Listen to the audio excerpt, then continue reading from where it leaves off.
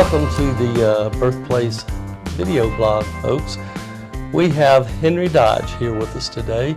Henry was our chairman of the board for 22 years, and it was his vision, along with a very supportive board, that brought this 15-acre park from nothing special to an absolutely gorgeous destination. I would say in the past we were a passing thing if people just happen to pass by and say, oh, that might be interesting.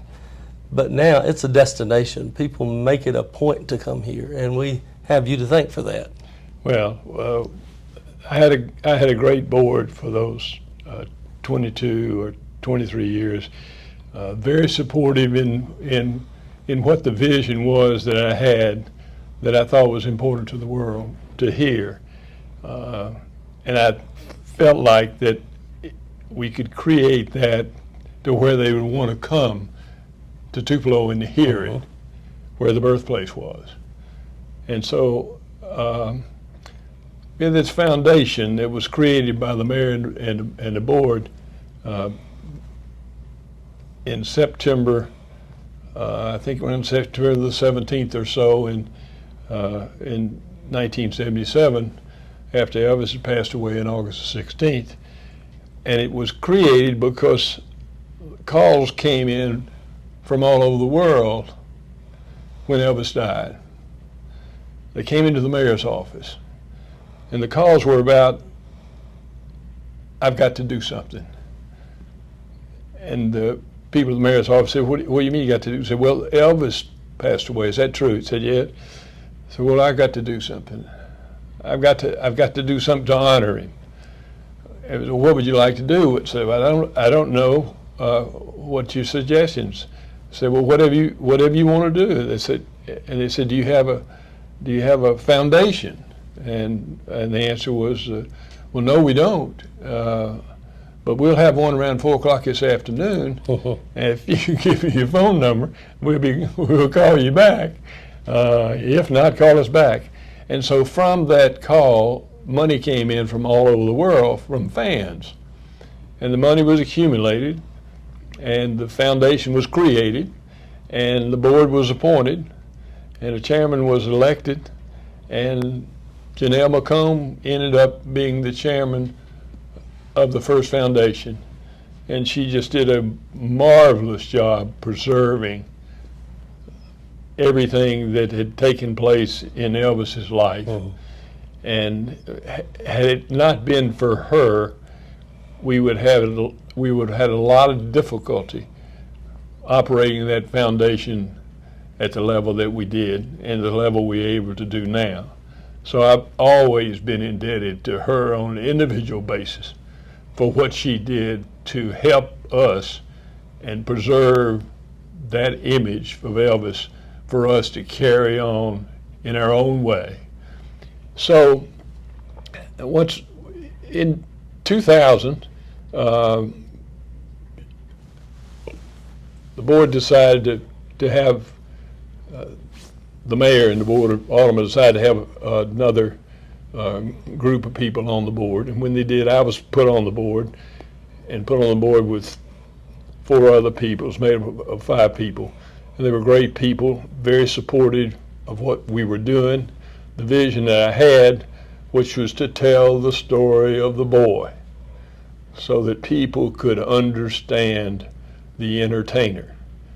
Because if you didn't understand the boy, you'll never understand the entertainer. Never understand who he is, what he did, why he did the things that he did. So that was the valuable thing for us to do, and that was the vision of telling the story of the boy. And once we got that board put together, all of that board members were very qualified in the skills that they had, and so that went together. The next thing was to come out and look at the property and decide what it needed to be done. And I did that. And I saw what needed to be done, and I got with a landscape architect friend of mine, And I pointed out 3 or 4 items as I walked him around the grounds. And he said, "Henry, let me tell you something." I said, "Yeah." He said, "You need to get a landscape architect. Your ideas are not too good. They're better ideas and better minds than yours relative to how you want to design the landscape of this property." And so with that, we moved forward and got a terrific architect from Mississippi, and he created a great plan for us. And then we pulled together the interested people that wanted to support our vision. And from that, we raised $6.5 million to tell the story. And we got support from everybody. Everybody was behind that idea, particularly local people, but the state people, the banks were, the public was, just everybody we contacted were very excited and supported of that. And they were supported politically for it, which was an important, anytime you're doing projects like that, you've got to have the support of the people that govern your community, and everybody was there. And so we took that $6.5 million and came up with ideas that could show that story. There were venues created, and I created it overall. This is what I think it is. It's symbolic impressionism. And by that I mean that I told the story through symbols. The house is a symbol, the car is a symbol, the church is a symbol, the statue is a symbol, the walk of life is a symbol. There are 21 symbols, and those symbols represent something. And I wrote all the stories for each of the symbols so that you could understand what the meaning of the symbol were from my point of view, based upon what I felt and also knew and thought. And then I step away, and it's up to you to decide what your impression of the conversations were that I had delivered to you. I'm out of here. You make the decision about what you think based upon what I brought to you. Because I brought to you as much authentic information as I could, and that was driven in large measure from Elvis's best friends. Guy Harris was, I considered, Elvis's best boyhood friend. By that I mean we tell the story of the boy up to 13 years of age. Because at 13, he goes to Memphis, never to return except in 1956 and 1957. Mm-hmm. So that, the symbolic impressionism was the delivery. That was the delivery system. And so as a result of that, we've had a lot of publicity worldwide. It appeals to the people of the world. We're the largest tourist attraction in the state of Mississippi. We have 125,000 people a year that come through this birthplace, this 15.5 acres of what we call the roaming fields of Elvis the Boy. And those fields are protected by Elvis the Entertainer at the Overlook, which overlooks the 15.5 acres. Like a guardian angel. It's like a guardian angel, and we were so fortunate in terms of everything was so fortunate, because for the landscape, for example, obviously when people come to the birthplace, what's in their mind? What's in their mind is Elvis the Entertainer. What's our story? It's not about Elvis the Entertainer. Our story is about Elvis the Boy. Well, how do we get them to that point? and remove Elvis the Entertainer thoughts initially. Well, you know you're going to have Elvis the Entertainer on the property to pay homage to the entertainer for what he did and the contributions he made. But you don't have to stick it in their face when they come to the property, because what that does, that undermines your story.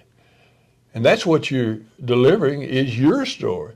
Your story, the boy's story, is just as special as the entertainer's story. And the more you know about the boy, the more you'll understand the entertainer. And so that was the thinking process. Well, then the question becomes, where do you place the statue of Elvis the Entertainer? Well, we placed it at the top of the hill that we happened to have on the back side of the property, which meant you would see it last, not first, which lets you, your people, your fans, enjoy the spirit of the boy and the symbols of the boy before they got overwhelmed. The dreams of that boy. Absolutely. Because he was absolutely a dreamer. Absolutely. And so so that's the way we designed that. It happened to be the highest point on the property, which gave them the oversight and the protection of the whole property. And then we had Elvis the boy at 11 seated right in front of him. And Elvis the boy was life-size. The other boy statue was Elvis at 13, which is when he left Tupelo. Both of those statues were designed life-size. And they were designed life-size because we have many people here that bring their children to the grounds. And I felt like that they would have a better feeling as a child about Elvis if they recognized at some point in time he was no bigger than they were. And so as you go up to overlook, you've got Elvis the Entertainer there at 7 feet 2 inches tall, and you've got Elvis the boy at 11 sitting on a milk crate with his little guitar that he just got for Christmas. And if he could only turn his head to see Elvis the Entertainer behind him, he would know what he would become. But he can't do that. He can't do that. But it does symbolize the fact that even though he was small, Elvis was small, and the young boy that's there viewing him is small, he can see what Elvis became because he's 7 feet 2 inches tall. And so what you would like to think is that the boy, when he leaves, would say to himself a rhetorical question of, what's possible for me? What's possible for me? And that would begin his life journey in his own dream, thinking about what he could do. Touching on that, before we had all of this, when I was growing up here, the fact that Elvis was this poor kid in my neighborhood that did outstanding things, and I've heard some other kids I went to school with say the same thing, gave us, we didn't realize it at the time, I don't think, a sense of, I don't know if it'd be hope, but it was that, hey, he did this, so I can do something. Not necessarily be a great singer, but something. So this just played on what was already happening. And the other, I mean, there are 21 symbols. I'm not going to go through the individual symbols, but I will speak to the fact that when the fans come on the property, one of the things they don't think about is Elvis the Entertainer's part of what the Birthplace has become. And I always tell them that there's the sign, there's the story about what happened, and how did Elvis become interested and involved in his birthplace that could have been so important for us becoming as we became. So share that story, if you would, about his coming back in 56 and 57.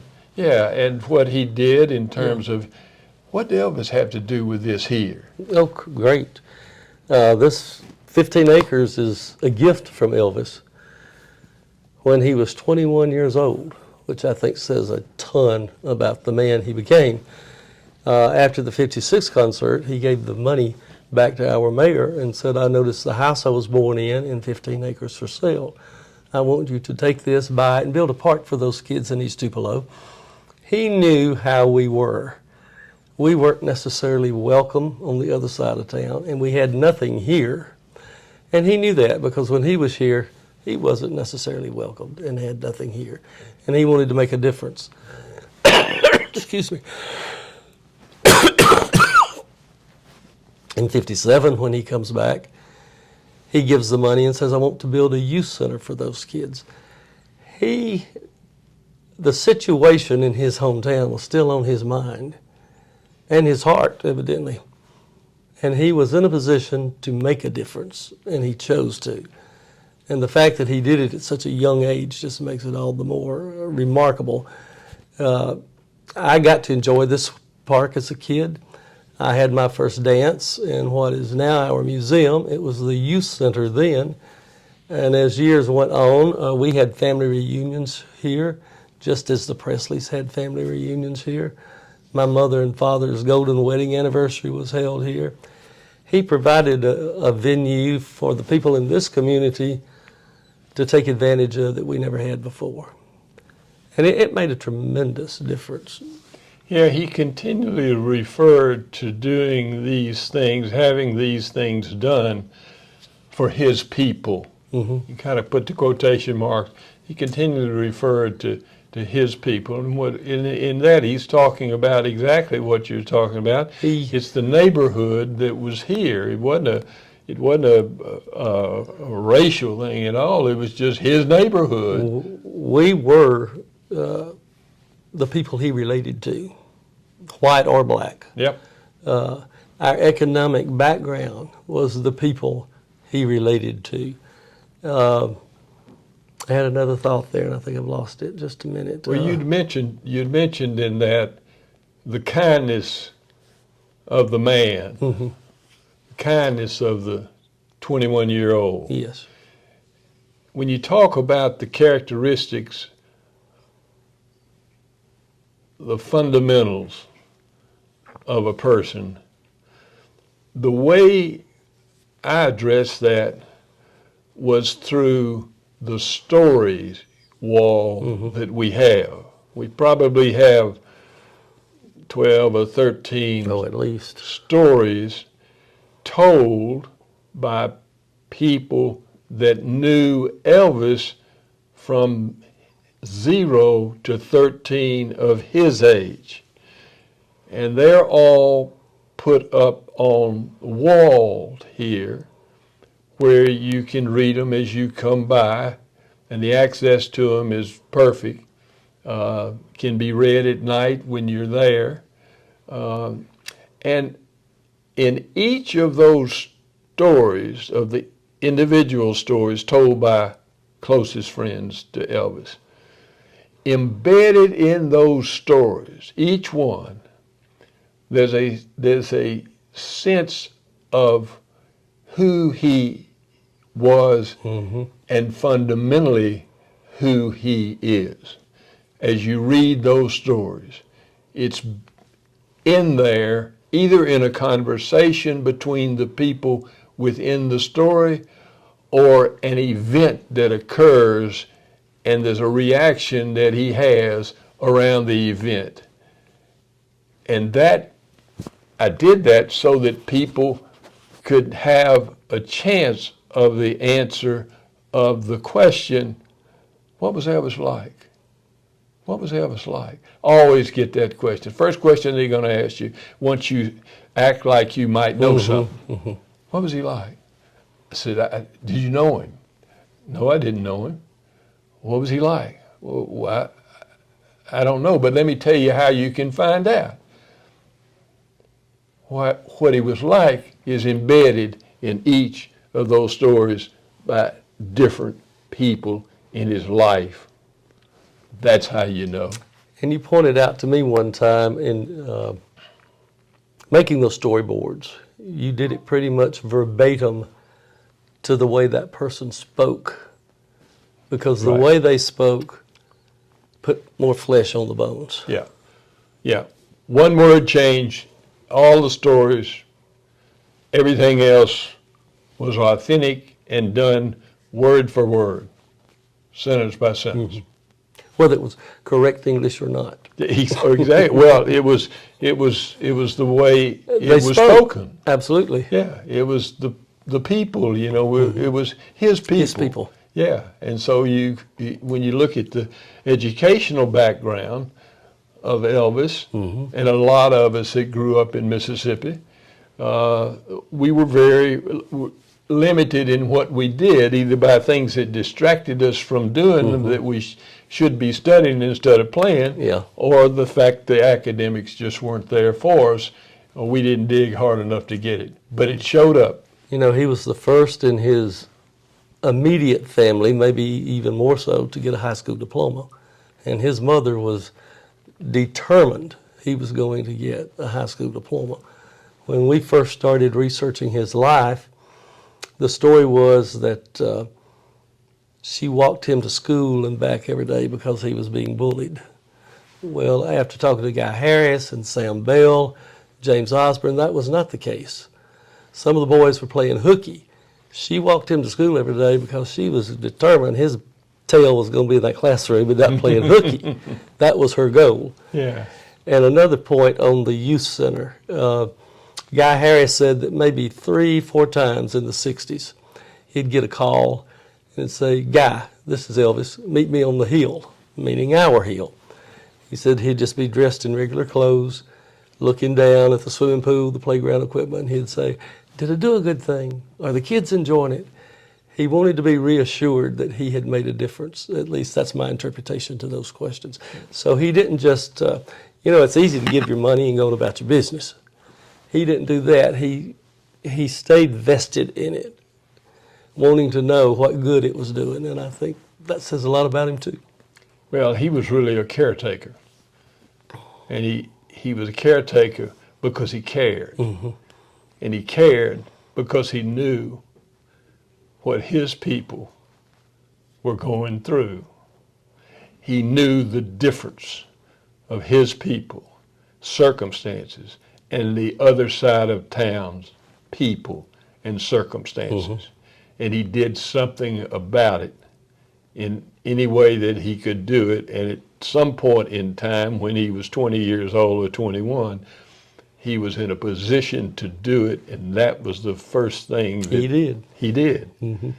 And he carried that all through his life, and there's story after story about that. I hear new ones almost, well, I say weekly, I can't say every day, but weekly or monthly, new stories about his generosity that have never been told before. We have, as we said, 120,000 people that come through here. And they come through and we ask them, "Where are you from?" And they tell you where they're from. And then you say, because you feel that way, "You're not from there. You're home. This is where you're from. This is where your home is. This is your home for today." Because my vision about how we operate this operation for 23 years and continues certainly as good or better now, is that we want to make your day. That's our charge. And it's responsibility for us to figure out what you want, and us to be smart enough to deliver it. That's what we want to do. This is going to be your day. You're here with us. You know, I was at all the fan appreciation days, unless I was in the Army or off at school or something. But a lot of times I was here. That's why Janelle was interested in me, because she knew I was interested in what was going on here. And I was interested in that because I was interested in Elvis, because of what Elvis did and the music and the genre that I was a part of.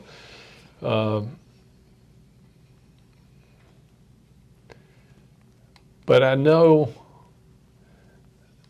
that those fan appreciation days were really important. And I want to lend on this little piece of paper here that I did at one of the fan appreciations day. Elvis put Tupelo, Mississippi on the map of the world. Whether in Birmingham, Bangkok, Johannesburg, Jackson, Las Vegas, or London, everyone knows Elvis Presley, universally just known as Elvis. And most people know his birthplace in Tupelo, Mississippi. I've experienced all of that circumstance, as a lot of people have, from Tupelo. Tupelo is certainly proud of what Elvis accomplished in the world of music and entertainment, and his introduction of Tupelo to the world. But more importantly, we're proud of how our native son Elvis inspired countless others, some known to him, many unknown to him, to go for it, to dream their dream and make it happen, to rise above their disadvantages and humble beginnings and become extraordinarily successful. Elvis truly embraced the American dream. Through his success, Elvis gave millions of people all over the world hope to become, inspired others to aspire, to develop their individual greatness and uniqueness that we all possess within ourselves. In many ways, he helped make others their best self. Not only was Elvis an entertainment icon, but he was an equally important leader who left behind a wonderful legacy for mankind. We're proud of Elvis, the boy, and his boyhood story. We're proud of Elvis, the entertainer. We're proud of Elvis, of his legacy of kindness and giving of himself.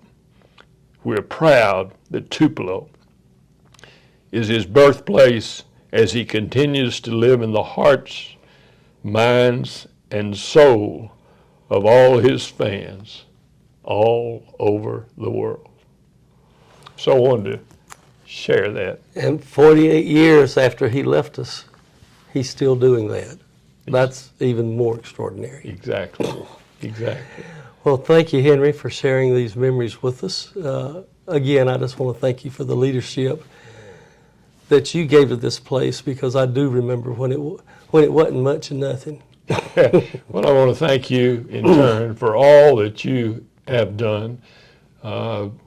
You served on the board, which was important.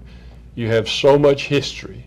You have so many stories that are true and authentic and real and willing to tell and share those stories in making meaningful impact on others. And that's really, really important. And I appreciate your willingness to accept the executive director role. You came in after Dickie Guyton, served in that role for about 19 years and did an outstanding job. He had some health issues through the pandemic that was unfortunate for him. He's well now, but you've done a wonderful job, and I'm just delighted that you accepted that responsibility. And I'll be happy to help you anyway, anytime, to do anything that you need done that would strengthen everything that we have the vision for doing. It has been my absolute pleasure. I can honestly say Elvis changed my life because I went to the same school, had some of the same teachers, some of his cousins were in my class. But in 1981, when Elaine Dundee came here to do Elvis and Gladys, her biography, as I helped her research, I saw all these similarities between our families, economics and the part religion played and so on and so forth. And from that, it just opened doors that I'm so grateful for. Well, you've done a remarkable job in all the work you've done with the fan club, and then all the help you've done in certain financial ways and other ways with keeping the stories alive. But that expression is really love, and you spell it ELVIS. That's yeah, right. Yeah. All right, man. Thank you. Yeah, thank you. Yeah.